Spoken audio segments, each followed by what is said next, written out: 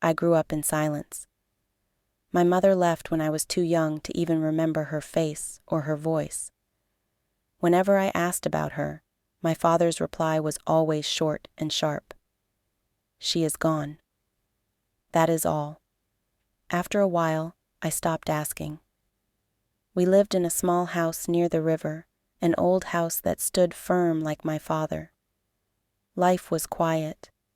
We had no visitors, and even if someone came, they never stayed long.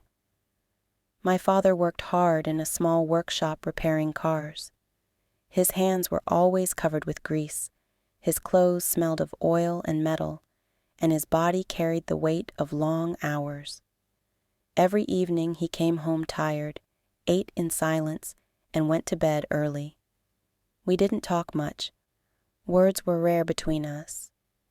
I often wished for more, but eventually I accepted silence as part of life. Most of my days passed alone. I found comfort in books borrowed from the small library in town or in long walks by the river. The river became my companion. Its water moved slowly, calmly, endlessly, and I liked to imagine it carrying away all the words I never spoke. At school, I was different. Other boys laughed, played, and shared secrets. I sat alone in the corner of the classroom. When the bell rang, I left quickly, as if the walls were pressing against me. Sometimes classmates invited me to play, but I refused. I didn't believe in friendship. My father once told me, "People leave. Don't expect them to stay." I believed him. He had lived it. And in my own way, I had too. Girls were no different in my eyes. Some smiled, some asked me questions, but I never answered more than a few words. Their laughter moved too easily from one boy to another, and to me, it looked fake. I thought I was strong because I needed no one. I thought I was free because I was alone. Years passed in this emptiness. I finished school and began helping my father in the workshop. The rhythm of engines, the sound of tools, the smell of oil, this became my life. Every day looked the same. Wake up, work, eat, sleep, repeat. I didn't feel joy, but I didn't feel sadness either. I lived somewhere in between, in a safe emptiness. But one morning, everything began to change. A girl walked into the shop. Her car had a problem, and she wanted it fixed. I didn't pay much attention to her. She was just another customer. I worked quickly, handed back her keys, and expected her to leave. But before going, she looked around and asked me a simple question. "Do you like working here?" I stayed silent. I hated small talk. She only smiled gently and said, "You're very quiet." Then she left, and I told myself that was the end. The next day she came back, not because her car was broken, but simply to stand at the door. She asked if she could watch me work. I didn't understand why, but she returned again the following day, and then the day after that. Sometimes she asked questions. Sometimes she sat quietly outside. My father noticed her too. One evening he said, "She is different." I pretended not to care, but her presence stayed in my thoughts.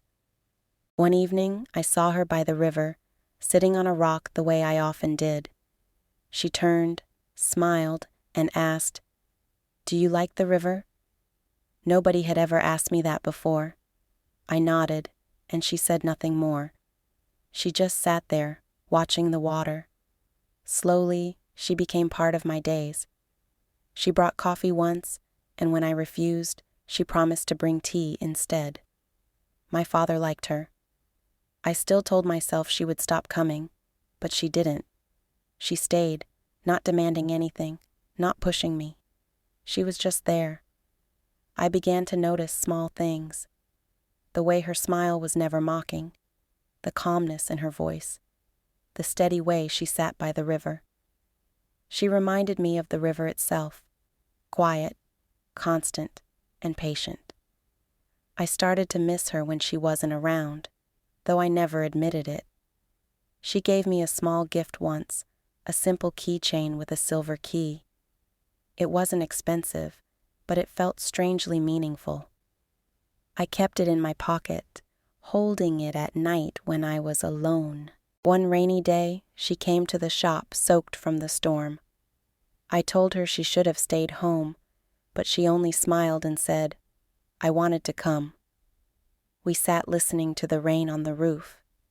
She asked, "Do you ever feel lonely?"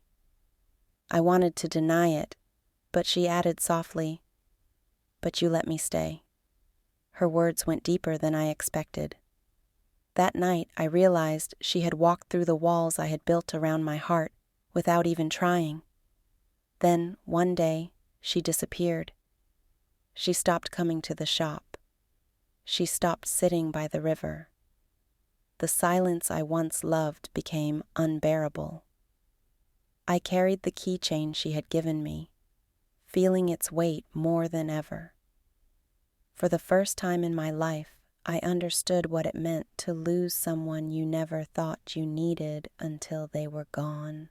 Weeks later, when I had almost lost hope, she returned. She stood at the door of the shop, her smile small but real. My father looked up and smiled, but I froze, afraid it was a dream. She stepped closer, her eyes meeting mine, and said softly, "Hello." I wanted to say 1,000 things, but all I managed was, "Hello." Something changed after that. I no longer pretended not to care. I began to listen when she spoke. I shared small pieces of myself that I had kept hidden. She never pushed me, never rushed me, never demanded more than I could give. She just stayed, and that was enough. I realized then that love does not always arrive with noise or sudden fire. Sometimes it comes quietly, like a river, steady and endless. It waits. It stays. And when you finally notice it, you realize it has been there all along. If you enjoyed this story, don't forget to like, share, and subscribe to Emma English Practice.